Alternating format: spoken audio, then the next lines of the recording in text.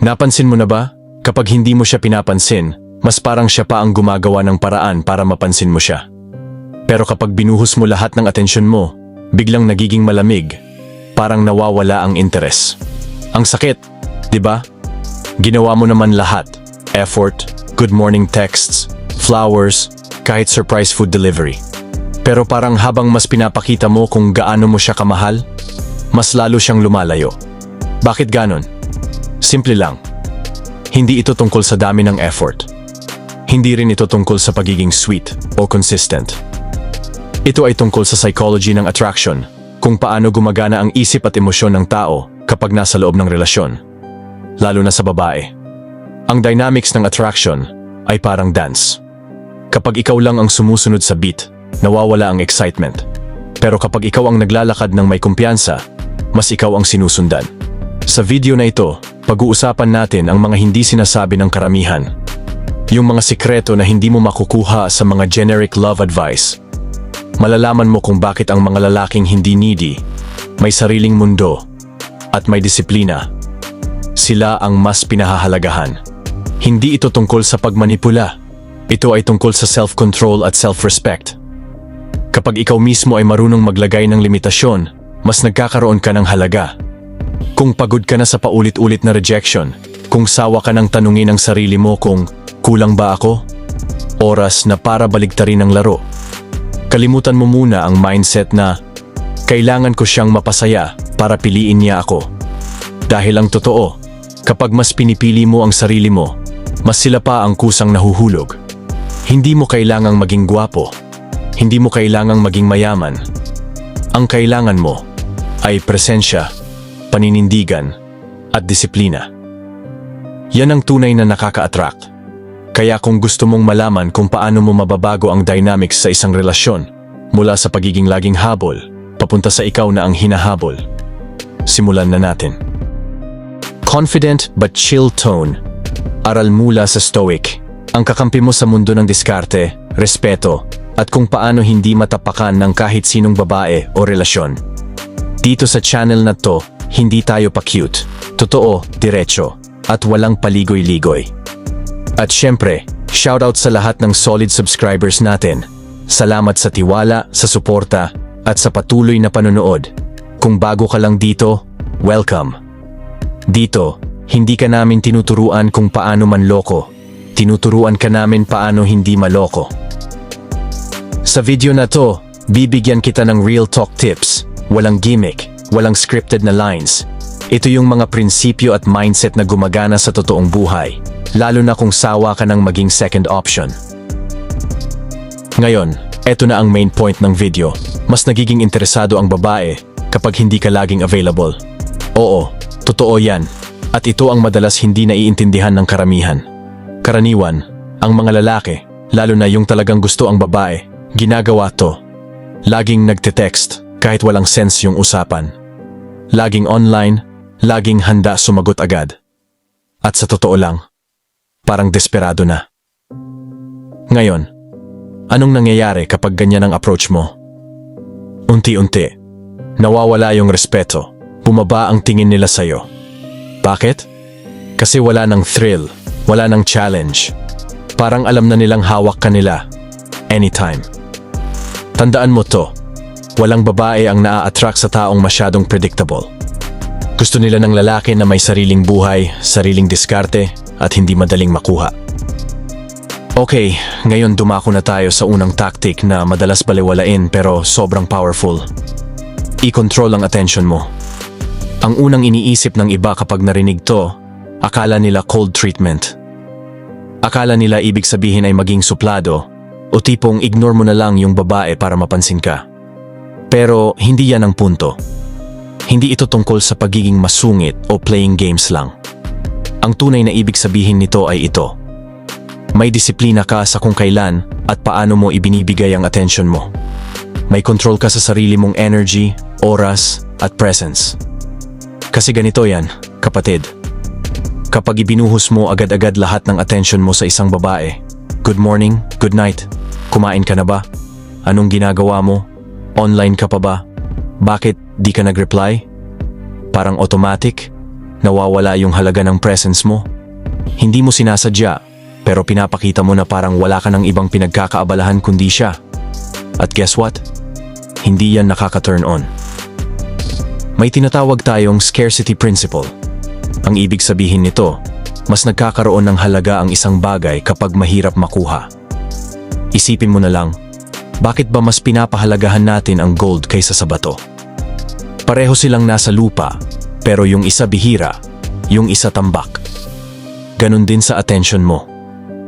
Kapag ikaw yung tipo ng lalaki na parang bato, laging nandyan, laging present, laging ready, hindi ka nila tinitingnang spesyal. Pero kung ikaw yung tipong lalaki na may sariling mundo, may ginagawa, may purpose, may direksyon, doon sila napapaisip, bakit kaya hindi siya agad nagre-reply? Ano kayang ginagawa niya? Bakit parang ang hirap niyang mahuli? At dyan sila nagsisimulang ma-curious. Practical tips, paano mo ito gagawin? Isa, sa chat, huwag laging ikaw ang nauuna. Minsan, mas okay na huwag ka munang mag-message agad. Hayaan mong siya ang maunang magparamdam. Hindi mo kailangang laging maging simula ng usapan. Kapag kausap mo siya, okay lang mag-reply. Pero huwag mo agad gawin, lalo na kung kita mo na hindi rin siya ganun ka-invested.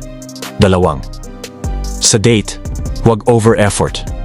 Hindi mo kailangang gastusan agad-agad, sorpresahin ng kung ano-ano, o isama siya sa 5-star restaurant. Alalahanin mo, ang connection ay hindi nasusukat sa presyo ng pagkain, kundi sa quality ng presence. Kapag ikaw yung tipong lalaki na pilit mapahanga siya, nawawala yung balance. Magpakita ka ng interest? Oo. Pero may spacing, may lalim, may standard. 3 araw na leave ng bitin. Halimbawa, sa chat, kung nagiging masaya na ang usapan, huwag mong ubusin agad lahat ng kwento. Magpaalam ka na maaga. Uy, enjoy ka usap, pero may gagawin lang ako. Kwento mo sa akin yan bukas Boom. Naiwan siyang bitin. Curious. Excited for the next convo. Kapag marunong kang mag-control ng attention mo, eto ang epekto. Nagiging mysterious ka. Hindi ka predictable. Hindi ka boring. Napapaisip sila. Ano kaya ginagawa niya ngayon? Mas nakaka-curious ka. Kapag hindi nila alam ang buong kwento mo, mas gusto ka nilang makilala. At higit sa lahat, may standards ka. Hindi kayong lalaking ibinibigay agad lahat. Pinapakita mong pinipili mo rin kung kanino mo ibibigay ang oras at energy mo. Kasi tandaan mo, kapag ikaw ang may control sa attention mo, ikaw ang may control sa dynamics ng relasyon. At sa panahon ngayon, yan ang bihira, kaya yan ang attractive. Ngayon, dumako naman tayo sa pangalawang tactic na sobrang underrated pero solid. Ipakita na may ibang buhay ka. Alam mo ba kung anong turn off para sa maraming babae? Yung lalaking parang wala nang ibang ginagawa kundi siya lang ang inaatupag. Parang pag hindi siya nag-reply, wala ka nang ibang pakay sa mundo. At hindi ito dahil masama silang tao o ayaw nila sa attention mo. Pero kasi, psychologically speaking, people value people who are in motion. Yung tipong may sarili kang direksyon, may sarili kang routine, may mga ginagawa ka na hindi palaging nakasentro sa kanya. Okay, ganito ang isipin mo. Kapag ikaw yung tipo ng lalaki na laging available, laging online, laging nagla-like ng post niya, laging nandyan tuwing kailangan niya, yes, sa simula baka cute. Pero eventually, nagiging predictable ka. Walang excitement, walang challenge. Masasabi niya sa sarili niya, si Mark? Alam ko na gagawin niya. Lagi yan magpaparamdam pag nag-post ako. Pero kung ikaw yung lalaking minsan active, minsan busy, na hindi agad nagko-comment, hindi agad nagre-reply, hindi palaging around, ibang usapan yan. Biglang mapapaisip siya. Anong ginagawa niya?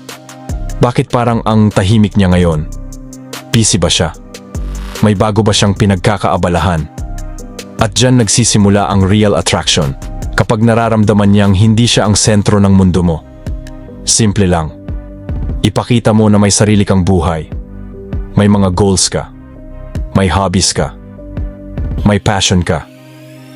At kahit gusto mo siya, hindi ibig sabihin na iiwan mo lahat para lang makasama siya 24/7. Hindi ito tungkol sa pag-iwas o pagiging pa-cool. Ito ay tungkol sa balance. Kung siya hindi agad nag-reply, huwag mo rin unahin.